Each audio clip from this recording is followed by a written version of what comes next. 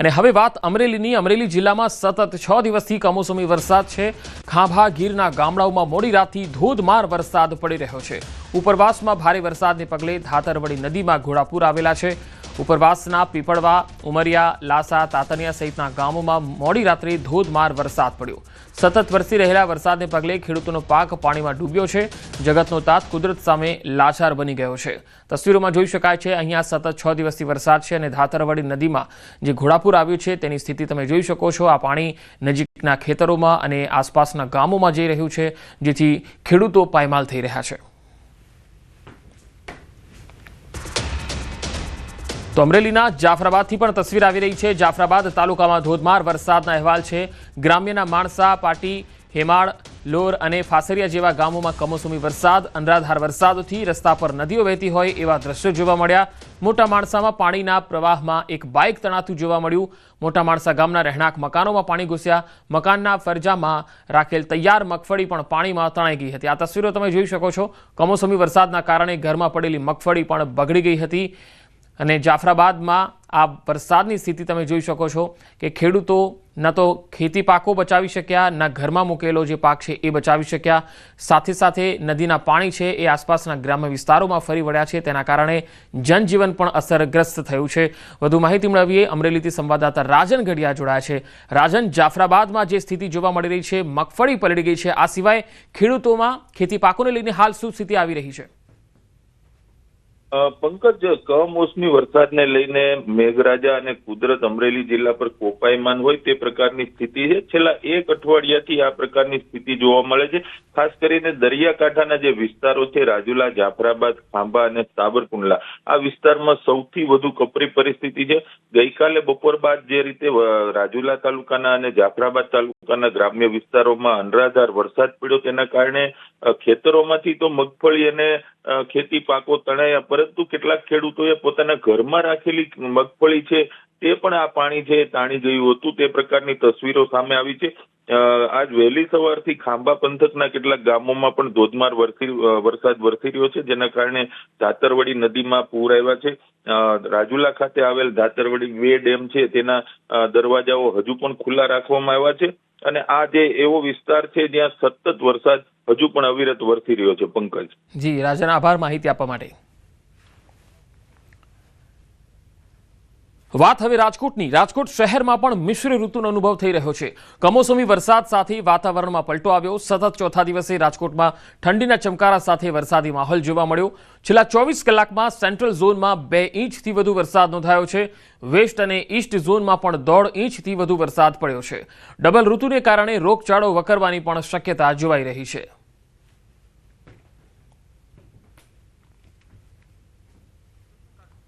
હવે વાત બોટાદ જિલ્લાની કરીએ। બોટાદ જિલ્લાના બરવાળા પંથકમાં કમોસમી વરસાદના અહેવાલ આવી રહ્યા છે। મોડી રાત્રે બરવાળા તાલુકામાં ભારે વરસાદ ખાબક્યો હતો। બરવાળા શહેરમાં પણ વરસાદનું આગમન થયું। તાલુકાના કુંડળ, બેલા, ટીમ્બલા, ખાંભડા, રોજીદ સહિતના ગામોમાં કમોસમી માવઠું થયું। સતત 5 દિવસથી જિલ્લામાં કમોસમી માવઠાનો કહેર યથાવત છે। કમોસમી વરસાદથી ખેડૂતોમાં ચિંતાનો માહોલ છે। મગફળી, જુવારનો પાક અને ઘાસચારો નિષ્ફળ જતા ખેડૂતોને હાલાકી ભોગવવાનો વારો આવ્યો।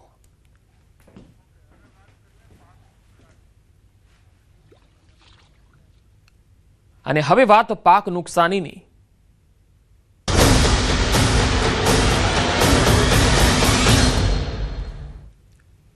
હવે કોને કહેવું, હવે ક્યાં જઈને રડવું, આ હૈયા વરાળ ક્યાં ઠાલવવી, કોના ઉંબરે જઈ દયાની ભીખ માંગવી, કારણ કે જે નહોતું ધાર્યું એ થઈ ગયું। કુદરતે જે નહોતું કરવાનું તે કરી દીધું। હવે ગુજરાતના ખેડૂતો પાસે એવો કોઈ ખભો નથી જ્યાં જઈને પોખ મૂકીને રડે। જો કે જ્યાં કુદરતે ના રૂઝાય એવા ઘા આપ્યા, ત્યાં હવે તાતને ટેકો આપવા તંત્રએ પણ કમર કસી છે અને રાજ્યમાં સર્વેનું કામ શરૂ કરાયું છે।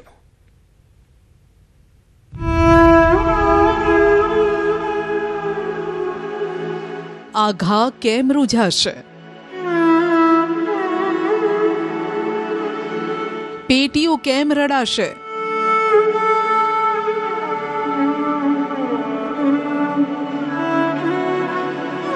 દીકરીનો કરિયાવર કેમ કરાશે? ને ઘરડા મા બાપના ઓળતા કેમ પૂરા થશે?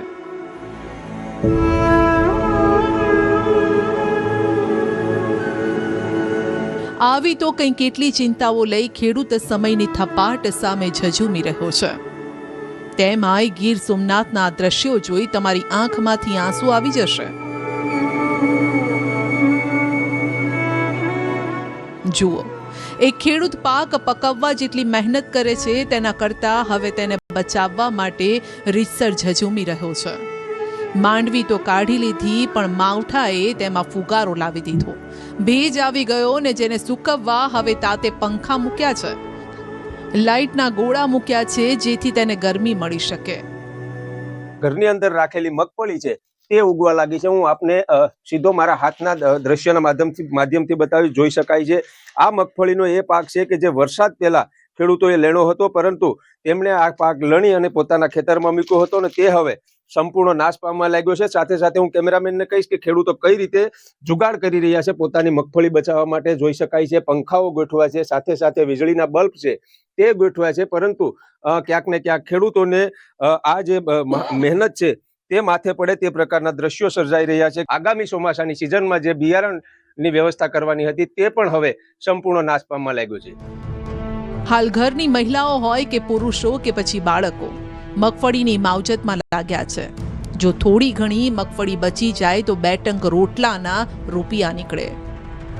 તકલીફ એટલે હવામાન આગાહી હતી ને એટલે તાત્કાલિક માંડવી કાઢ્યું, ઘરમાં નાખ્યું તો નાય ઉગી ગયું, ખાતર જેમ થઈ ગયું. અને સરકારે આ ટેકાનો ભાવ તો આવો માલ ન રાખે તો વેપારીઓ ન રાખે. હવે તો ઉકોડામાં નાખવાની રહી ને મજૂરી વધી ગઈ. હજી પણ ફેરવીએ હમી કરીએ તો એ બધી ઉગતી આવે. કે કાયમ નામી ફેરિયાની ઉપર લેપ મેલીએ, પંખા રાખીએ તો હજી ડેમેજ થતું નથી. ને અત્યારે માંડવી આવ સંપૂર્ણ ડેમેજ થઈ ગઈ. ખેતરમાં જે સારો બગડી ગયો છે બરોબર, અને ઘરમાં ભરીને જે રાખી છે માંડવી એ પણ અત્યારે ઉગવાની શરૂ થઈ ગઈ છે બરોબર. સંપૂર્ણ માલ ડેમેજ થઈ ગયો છે. તો હવે શું કરવું એ વિચાર કરીએ છીએ. ઉના તાલુકાના કેસરિયા ગામ સહિતના વિસ્તારોમાં ખેડૂતોના આ જ હાલ છે, બદથી બદતર. સતત વરસાદ ભેજના કારણે ઘરમાં રાખેલી મગફળીમાં અંકુર ફૂટી ગયા છે. ખેડૂતો હવે પોતાના જ ઘરમાં પાક બચાવવા માટે રાત દિવસ મથામણ કરી રહ્યા છે ને કહી રહ્યા છે કે હવે મગફળી બચાવવી અશક્ય છે. ઘણા વિસ્તારોમાં તો પશુધન માટેનો ઘાસચારો પણ ખૂટી પડ્યો છે. સૌરાષ્ટ્ર જ નહીં, ઉત્તર ગુજરાતમાં પણ આકાશી આફત ઓછી નથી આવી. જુઓ, ખેતરો હજુ પણ જળબંબાકાર છે ને પાણી સુકાવાનું નામ નથી લઈ રહ્યું. સાબરકાંઠા જિલ્લામાં છેલ્લા 3 દિવસથી વરસાદી માહોલ છવાયેલો છે, ત્યારે ખેડૂતોને ભારે નુકસાન થઈ રહ્યું છે. ડાંગર, સોયાબીન, મગફળી, કઠોળ સહિત શાકભાજીનું વાવેતર ફેલ થાય તેવા પૂરેપૂરા એંધાણ છે. વરસાદના લીધે ડોગર ફેલ થઈ ગઈ, મફળી ફેલ થઈ ગઈ, ગોટ્યા પલળી ગયો, ડોગરના પૂરા પલળી ગયા, બધું ફેલ થઈ ગયું છે. હાથમાં કોઈ આવે એવું લાગતું નથી. અને જો કદાચ હાથમાં આવે તો માર્કેટમાં લઈને જઈએ તો સ્વાભાવિક છે કે વેપારીનો ભાવ આપવાનો નથી. ખેડૂતોને નુકસાની એવી આવી કે જેની ગણતરી થાય તેમ નથી. કુદરતે એવો ઘા કર્યો કે થીગડા મારવા છતાંય તે પૂરાય તેમ નથી. ત્યારે ખેડૂતો માંગ કરી રહ્યા છે કે સરકાર કંઈક મદદ કરે. ડાંગરની જે બહાર લાવવાની હતી અત્યારે હાલ જે ખેડૂત મહેનત કરીને જે ડાંગરનો પાડા છે પાડા ઉપર ખેતરના પાડા ઉપર મૂકી રહ્યા છે, એટલે કે કઈ રીતે ડાંગરને બચાવી શકાય. પરંતુ જે વરસાદ પડી ગયો છે તેના કારણે જે માર્કેટમાં વેચવા જશે તો પણ તેનો પૂરતો ભાવ નહીં મળે. આ ઉપરાંત જે કઠોળ પાક હોય, શાકભાજી હોય કે અન્ય પાક હોય, અને મગફળીમાં પણ આ પ્રકારની પરિસ્થિતિનો સામનો કરવો પડતો હોય છે. એટલે કે ખેડૂતોના હાથમાં આવેલો કોળિયો અત્યારે હાલ તો છીનવાઈ રહ્યો છે. આ તરફ રાજકોટ જિલ્લાના ધોરાજી ઉપલેટા પંથકમાં છેલ્લા 1 અઠવાડિયાથી કમોસમી આફત વરસી રહી છે.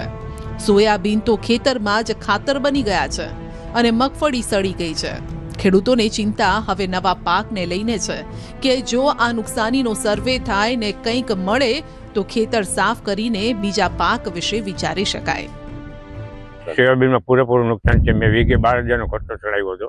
મારે 12 વીઘાનું વાવેતર છે. એમાં મજૂરી આવી જાય, બિયારણ આવી જાય, દવા આવી જાય, અને અત્યારે આ વરસાદ સતત પડે છે અને હજી આગાહી છે વરસાદની. એટલે આમાં ખાતરની પોઝિશન અત્યારે કોઈ પણ પૈસો હાથમાં આવે એમ નથી. આ વેચાણ કોઈકે વીઘે 12,000 તો કોઈકે 15,000 ખર્ચ કર્યો, પણ તેની ખોટ પૂરાય તેમ નથી. મોંઘા ભાવનું બિયારણ, મોંઘું ખાતર, મોંઘી દવાનો ખર્ચ કર્યો, પણ બધો જ માથે પડ્યો. ધોરાજી ઉપલેટા પંથકમાં મગફળી સોયાબીનના પાક તેમજ પશુઓ માટેનો ચારો મકાઈ જુવારનો કર્યો હતો તેને વરસાદે બરબાદ કરી નાખ્યો છે. 2-3 દિવસથી ગુજરાતમાં વરસાદ વરસી રહ્યો છે, જેથી સોયાબીન અને મગફળીનો પાક સંપૂર્ણપણે નાશ થઈ ચૂક્યો છે.